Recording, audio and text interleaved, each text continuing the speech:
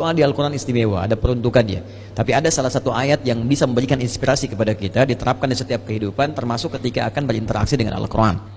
Doa ini tercantum di Quran surah ke-21 Al-Anbiya di ayat 87 sampai 88 pada kisah Nabi Yunus alaihissalam. Dari 83 sampai 84 Nabi Ayub alaihissalam, Nabi Zakaria yang kemudian selanjutnya 85 86, 87 88-nya kemudian masuk kepada kisah Nabi Yunus alaihissalam. Wa dannuni idh dhahaba mughadiba wa dhanna an lan naqdir alaihi fanada fi dhulumati an la ilaha illa anta subhanaka inni kuntu minadh dhalimin. Nah, ini dawamkan doa ini.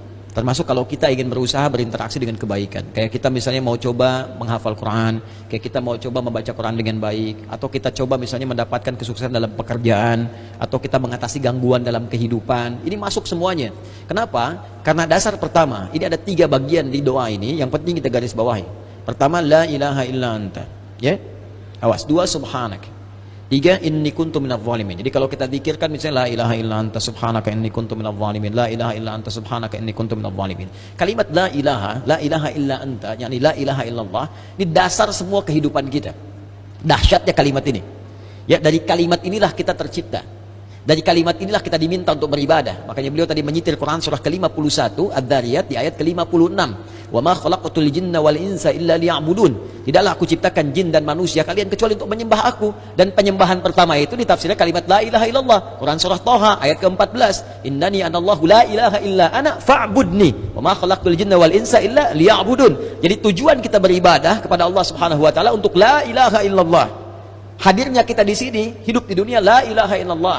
Bahkan orang berjuang jihad fisabilillah sampai wafat karena la ilaha illallah. Bahkan orang kalimat terakhirnya dalam hidup untuk la ilaha illallah. Kalimat akhir hidupnya, man qala la ilaha illallah fi akhir hayatihi dakhala al-jannah. Kalau ada orang bisa mengucapkan la ilaha illallah akhir hidupnya, dijamin oleh Nabi sallallahu alaihi wasallam dengan lisannya masuk surga. Bayangkan, kita hidup untuk la ilaha illallah, berjuang untuk la ilaha illallah. Wafat pun bisa mengucapkan la ilaha illallah. Dijamin semua kebaikan. Jadi ketika kita berdoa menggunakan satu kalimat ini kepada Allah, seakan-akan kita mengatakan, ya Allah, bukankah dengan kalimat ini, bukankah dengan kata ini aku dihidupkan untuk beraktivitas, bukankah dengan kata ini aku diminta beribadah, bukankah dengan kata ini aku diminta untuk berjuang sampai wafat, maka dengan semua keistimewaan di kata ini, ya Allah, mohon kabulkan, aku ingin minta sesuatu. Aku sakit, mohon sembuhkan, ya Allah. Aku dikerjai orang, mohon lindungi, ya Allah. Aku punya kesulitan, mohon mudahkan, ya Allah. Subhanak. Subhanak, kata subhanak itu menafikan semua yang tidak setara dengan sifat-sifat Allah. Ya, contoh orang mengatakan Allah punya anak, makanya turun Quran surah kedua ayat 116. Wa qalu takhadzallahu walada subhana. Tepikan semua yang tidak ada hubungan dengan Allah Subhanahu wa taala. Karena itu ketika kita mengatakan subhanak, ya Allah, aku meyakini enggak ada Tuhan selain Engkau. Enggak ada sifat-sifat yang layak Engkau sandang kecuali apa yang telah Engkau tetapkan. Aku mohon ampun, ya Allah, selama ini inni kuntu minadh dhalimin. Aku salah. Aku salah, ya Allah. Aku katakan Tuhan hanya Engkau, tapi aku kadang diperbudak dunia.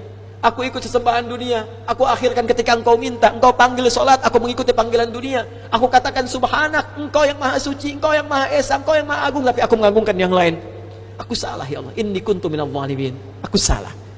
Nah, kalau kita dawamkan doa ini dalam kehidupan, la ilaha illa anta subhanaka inni kuntu minadh dhalimin, maka satu kalimat ini adalah kalimat yang sangat indah yang bisa mempercepat doa. Tahu dari mana ini semua? Jawaban ayatnya, lihat ayat selanjutnya, fastajabna. Istikhdami fa. Harfu 'athfin rabitun baina syai'aini bila hudud. Cepat. Huruf yang mengikat dua peristiwa dan berlangsung tanpa jeda. Peristiwa pertama berdoa, peristiwa kedua jawaban dari doa. Ya. Wa qul wa fi hadhil ayat min ayat 83 84 qul fastajabna. Di ayu fastajabna. Pakai fa semuanya. Fastajabna, kami akan cepat jawab. Fastajabna, kami akan cepat jawab. Ya. Jadi ketika Yunus alaihissalam memohon kepada Allah, jawaban dari Allah langsung mengatakan, siapa yang mengucapkan man qala la ilaha illa anta subhanaka inni kuntu minadh dhalimin fastajabna. Kami akan jawab, kata Allah Subhanahu wa taala, ya. Ya, lalu apa yang terjadi kepada Yunus alaihissalam? Fanajainahu minal gham. Ya, kami lepaskan dari kesulitan hidupnya. Ya, tapi kalimat yang indah bukan kami bebaskan dari perut ikan paus. Kami lepaskan dari gham. Gham itu kalimat yang umum, ya, masih luas. Sesuatu yang membuat kita gelap. Bukankah Anda kalau mendapatkan berita dari kantor, Anda sekarang berhenti kerja, gelap langsung. Padahal harinya siang. Ya, bisa kepleset di jalan, gitu kan? Lamaran ditolak langsung gelap, gitu kan? Itu gham namanya. Wa kadzalika nunjil mu'minin.